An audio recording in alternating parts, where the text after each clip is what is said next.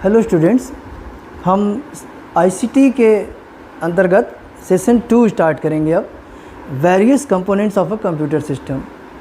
Component की बात करें तो मेन तो कंप्यूटर में हार्डवेयर और सॉफ्टवेयर दो component. Hardware is physical part of computer system. जो भी चीज़ें हम छू सकते हैं, देख सकते हैं, एक्चुअली में यही काम करते हैं।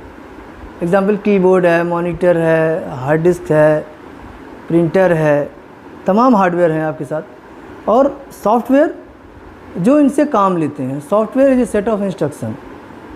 कुछ सॉफ्टवेयर बहुत आवश्यक हैं, जैसे ऑपरेटिंग सिस्टम पूरा कंट्रोल करता है सिस्टम को, ये सिस्टम सॉफ्टवेयर के अंतर्गत आ जाते हैं।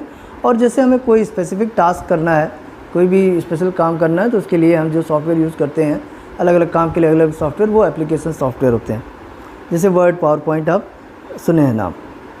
तो जैसा हमें काम करना होता है वैसा सॉफ्टवेयर इंस्टॉल कर लेते हैं, लेकिन ऑपरेटिंग सिस्टम बहुत ज़रूरी होता है। तो हम ये कह सकते हैं कि दो भागों में बटा है हार्डवेयर सॉफ्टवेयर।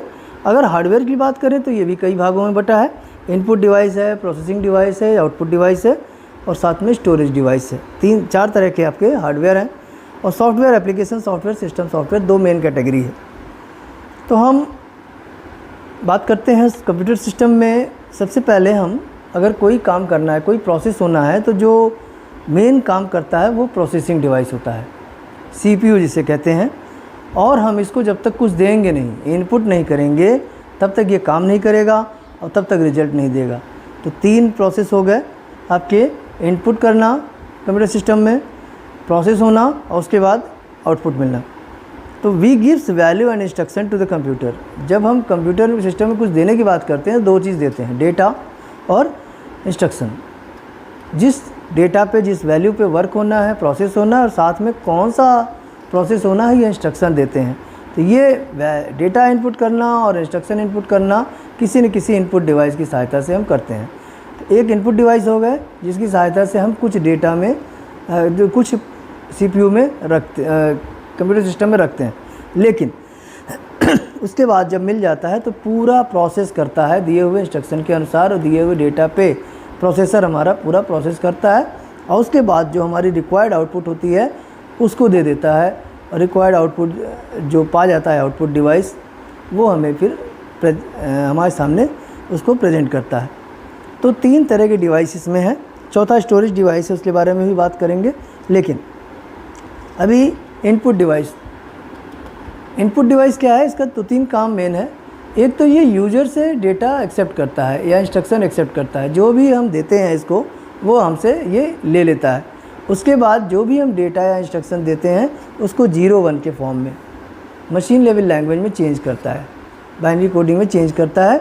उसके बाद ये सीपीयू को देता है, क्योंकि सीपीयू हमारा समझता वही 0-1 की लैंग्वेज है, जो हम बाइनरी लैंग्वेज कहते हैं। तो इनपुट डिवाइस का काम ये है यूज़र से डेटा एक्सेप्ट करना, डेटा को बाइनरी लैंग्वेज में चेंज करना, और उसके बाद सीपीयू तक पहुंचाना। फिर सीपीयू क्या करता है? डेटा या इंस्ट्रक्शन जो बाइनरी लैंग्वेज में इनपुट डिवाइस ने दिया उसको एक्सेप्ट करता है। तो डेटा एक्सेप्ट करना इसका भी काम है बाइनरी लैंग्वेज के रूप फॉर्म में। उसके बाद उसको प्रोसेस करना, प्रोसेस करने के बाद उसी बाइनरी फॉर्म में डेटा, जो भी रिजल्ट आया उसको आउटपुट डिवाइस को दे देना। तो 3 काम सीपीयू के भी हो गए कि बाइनरी फॉर्म में डेटा, इंस्ट्रक्शन इनपुट मतलब एक्सेप्ट करना, उसके बाद प्रोसेस करना, उसके बाद बाइनरी फॉर्म में ही आउटपुट को आउटपुट डिवाइस को दे देना।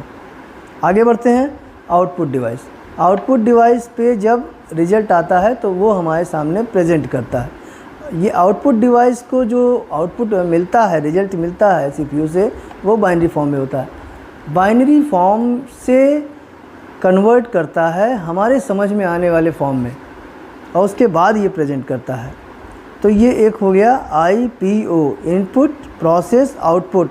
और कभी कभी ये होता है कि जब आउटपुट अभी पूरा नहीं मिला है, अभी कुछ और काम होना है, तो उस आउटपुट को फिर से इनपुट कर दिया जाता है, फिर प्रोसेस होता है, फिर आउटपुट मिलता है। ये चक्र चलता रहता है जब तक फाइनल आउटपुट नहीं मिलता।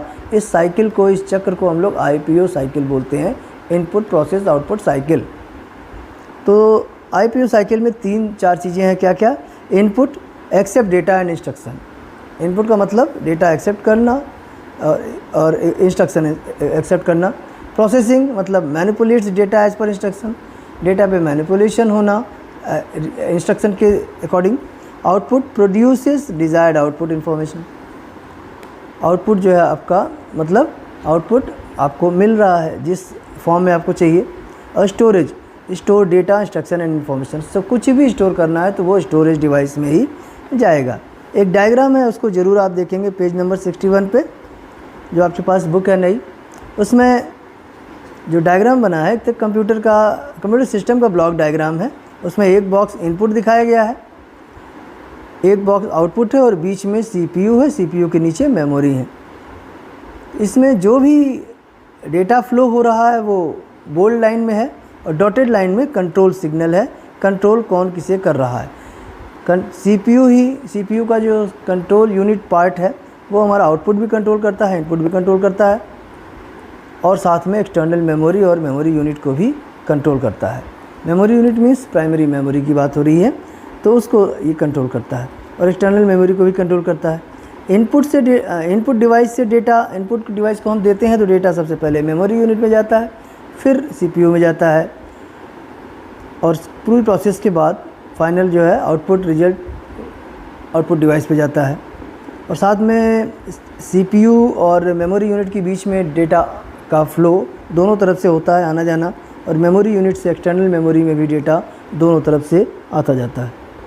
तो इसको हम फिगर को अगर नीचे जो लिखा है इसके बाद, ड्यूरिंग द फर्स्ट स्टेज सबसे पहले क्या करता है, it reads the data and instruction using input device, हमने पहले बताया, and store these into the main memory of the system.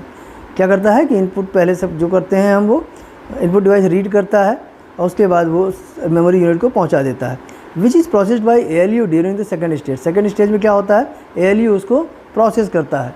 The result produce by the ALU are stored back into the main memory, जो भी result मिलता है उसको फिर main memory में ले आता है। During the third stage result are received on the output unit, memory unit से फिर डेटा आउटपुट यूनिट में चला जाता है। The data flow in the computer system is control by the CPU, data का जो फ्लो है वो जो कंट्रोल करता है वो कंट्रोल यूनिट कंट्रोल करता है।